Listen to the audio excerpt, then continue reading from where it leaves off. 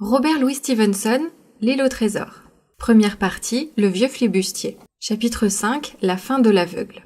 Ma curiosité, du reste, l'emporta sur ma peur. Je me sentis incapable de rester dans ma cachette et, rampant à reculons, regagner la berge.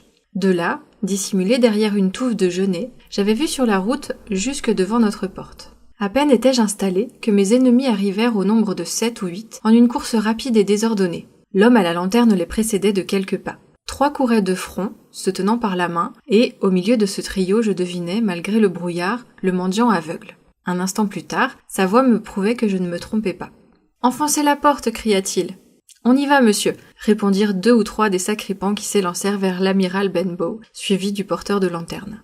Je les vis alors faire halte, et les entendis converser à mi-voix, comme s'ils étaient surpris de trouver la porte ouverte. Mais la halte fut brève, car l'aveugle se remit à lancer des ordres. Il élevait et grossissait le ton, brûlant d'impatience et de rage. « Entrez, entrez donc !» cria-t-il en les injuriant pour leur lenteur. 4 ou 5 d'entre eux obéirent, tandis que 2 autres restaient sur la route avec le redoutable mendiant. Il y eut un silence, puis un cri de surprise, et une exclamation jaillit de l'intérieur. « Bill est mort !» Mais l'aveugle maudit à nouveau leur lenteur. Il hurla. « Que l'un de vous le fouille, tas de feignants, et que les autres montent chercher le coffre. » Je les entendis se ruer dans notre vieil escalier, avec une violence à ébranler toute la maison. Presque aussitôt, de nouveaux cris d'étonnement s'élevèrent. La fenêtre de la chambre du capitaine s'ouvrit avec fracas dans un cliquetis de carreaux cassés, et un homme apparut dans le clair de lune, la tête penchée, et d'en haut interpella l'aveugle sur la route. « Pouh !» cria-t-il, « on nous a devancés. Quelqu'un a retourné le coffre de fond en comble. »« Est-ce que la chose y est ?» rugit Pouh. « Oui, l'argent y est. » Mais l'aveugle envoya l'argent au diable. « Le paquet de Flint, je veux dire.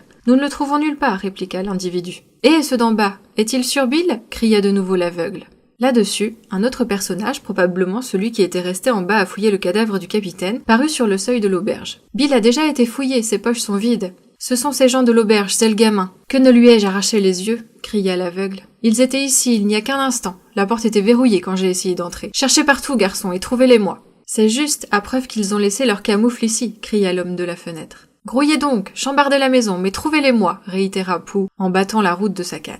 Alors, du haut en bas de notre vieille auberge, il se fit un grand tohu-bohu de lourdes semelles courant çà et là, de meubles renversés et de portes enfoncées, à réveiller tous les échos du voisinage. Puis nos individus reparurent l'un après l'autre sur la route, déclarant que nous étions introuvables. Mais à cet instant, le même sifflet qui nous avait inquiétés, ma mère et moi, alors que nous étions à compter l'argent du défunt capitaine, retentit dans la nuit, répété par 2 fois. J'avais cru d'abord que c'était là un signal de l'aveugle pour lancer ses troupes à l'assaut, mais je compris cette fois que le son provenait de la hauteur vers le hameau, et à en juger par son effet sur les flibustiers, il les avertissait de l'approche du péril. « C'est encore Dirk » dit l'un. « 2 coups les gars, il s'agit de décaniller. »« De décaniller, Capon » s'écria Pouh. « Dirk n'a jamais été qu'un lâche imbécile, ne vous occupez pas de lui. Ils doivent être tout près. Impossible qu'il soit loin. Vous les avez à portée de la main. Grouillez et cherchez après, tas de salauds. Le dieu est mon âme. Ah, si j'y voyais. » Cette harangue ne resta pas sans effet. 2 des coquins se mirent à chercher çà et là parmi le saccage, mais plutôt à contre-cœur et sans cesser de penser à la menace de danger. Les autres restèrent sur la route, irrésolus. « Vous avez sous la main des 1000 et des 1000, tas d'idiots, et vous hésitez. Vous serez riches comme des rois si vous trouvez l'objet. Vous savez qu'il est ici, et vous tirez au flanc. Pas un de vous n'eût osé affronter Bill, et je l'ai affronté, moi, un aveugle. Et je perdrais ma chance à cause de vous. Je ne serais qu'un pauvre abject mendiant à un verre de rhum, alors que je pourrais rouler le carrosse. Si vous aviez seulement le courage d'un cancrelat qui ronge un biscuit, vous les auriez déjà empoignés. »« Au diable, Pouh !» grogna l'un. « Nous tenons les doublons. »« Ils auront caché ce sacré machin » dit un autre. « Prends-les Georges, Pouh, et ne reste pas ici à beugler. » C'était le cas de le dire, tant la colère de Pouh s'exaltait devant ses objections. À la fin, la rage le domina tout à fait. Il se mit à taper dans le tas au hasard, et son bateau résonna sur plusieurs crânes. De leur côté, les malandrins, sans pouvoir réussir à s'emparer de l'arme et à la lui arracher, agonisaient leur tirant d'injures et d'atroces menaces. Cette rixe fut notre salut. Elle durait toujours, lorsqu'un autre bruit se fit entendre, qui provenait de la hauteur du côté du hameau, un bruit de chevaux lancés au galop. Presque en même temps, l'éclair et la détonation d'un coup de pistolet jaillirent d'une haie. C'était là évidemment le signal du sauve-qui-peut, car les flibustiers prirent la fuite aussitôt et s'encoururent chacun de son côté, si bien qu'en une demi-minute ils avaient tous disparu, sauf Pouh. L'avait-il abandonné dans les mois de leur panique, ou bien pour se venger de ses injures et de ses coups, je l'ignore. Le fait est qu'il demeura seul, affolé, tapotant au hasard sur la route, cherchant et appelant ses camarades. Finalement, il prit la mauvaise direction et courut vers le hameau. Il me dépassa de quelques pas tout en appelant « Johnny, chien noir, Dirk !» et d'autres noms. « Vous n'allez pas abandonner votre vieux Pouh, camarade, pas votre vieux Pouh !» À cet instant, la cavalcade débouchait sur la hauteur, et l'on vit au clair de la lune 4 ou 5 cavaliers dévaler la pente au triple galop. Pouh comprit son erreur.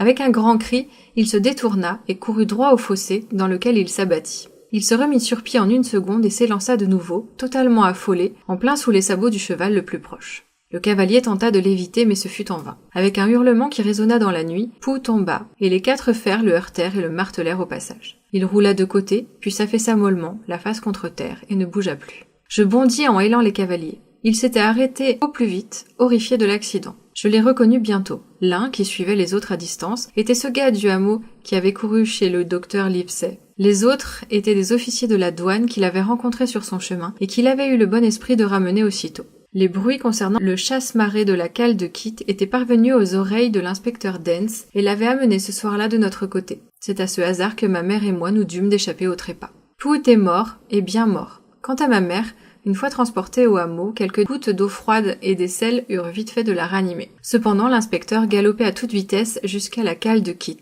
Mais ces hommes durent mettre pied à terre et descendre le ravin à tâtons, en menant leurs chevaux et parfois les soutenant, le tout dans la crainte d'une surprise. Aussi, quand ils atteignirent la cale, le chasse-marée avait déjà pris la mer. Comme il était encore tout proche, l'inspecteur le héla. Une voix lui répondit qu'il eut à se garer du clair de lune s'il ne voulait pas recevoir du plomb. En même temps, une balle siffla, lui éraflant le bras. Peu après, le chasse-marée doubla la pointe et disparut. Monsieur Dance resta là, selon son expression, comme un poisson hors de l'eau, et il dut se contenter de dépêcher un homme à baie pour avertir le cotre de la douane. Il ajouta « C'est d'ailleurs bien inutile. Ils ont filé pour de bon et la chose est réglée. À part cela, je me félicite d'avoir marché sur les corps à Monsieur Pou. » Car à ce moment, il avait ouï mon récit. Je m'en retournai avec lui à l'amiral Benbow. On ne peut imaginer l'état de saccage où se trouvait la maison. Dans leur chasse frénétique, ces gredins avaient jeté bas jusqu'à l'horloge, et bien qu'ils n'eussent rien emporté que la bourse du capitaine et la monnaie du comptoir, je vis d'un coup d'œil que nous étions ruinés. Monsieur Dance, lui, ne comprenait rien au spectacle. « Ils ont trouvé l'argent, dites-vous, Hawkins ? Alors que diantre cherchaient-ils ? D'autre argent, je suppose ? » « Non, monsieur, je ne le pense pas, répliquai-je. Au fait, monsieur, je crois avoir l'objet dans ma poche et, à vrai dire, j'aimerais le mettre en sûreté. »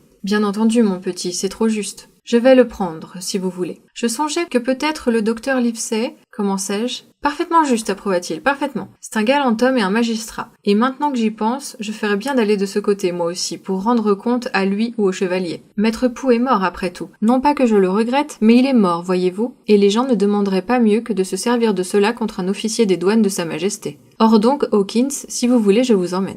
Je le remerciai cordialement de son offre, et nous regagnâmes le hameau où se trouvaient les chevaux. Le temps d'aviser ma mère et toute la troupe était en selle. « Dogger, dit Monsieur Dance à l'un de ses compagnons, vous avez un bon cheval, prenez ce garçon en croupe. » Dès que je fus installé, me tenant au ceinturon de Dogger, l'inspecteur donna le signal du départ et l'on se mit en route au grand trot vers la demeure du docteur Livesey.